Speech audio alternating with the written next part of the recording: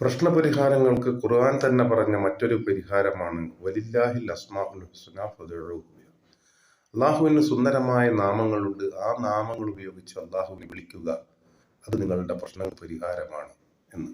അള്ളാഹുവിന് വ്യത്യസ്തമായ നാമങ്ങൾ, ഓരോ നാമങ്ങളും ഓരോ ഗുണങ്ങൾ അടങ്ങിയതാണ്.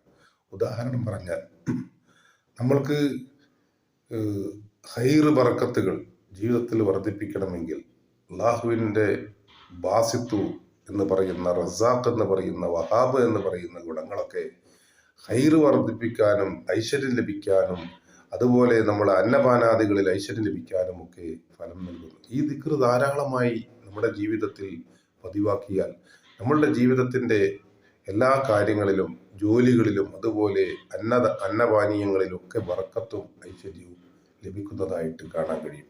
ഇതുപോലെയുള്ള രൂപത്തിലാണ് നമ്മുടെ പ്രശ്നങ്ങൾക്ക് പരിഹാരങ്ങൾ കാണേണ്ടത്.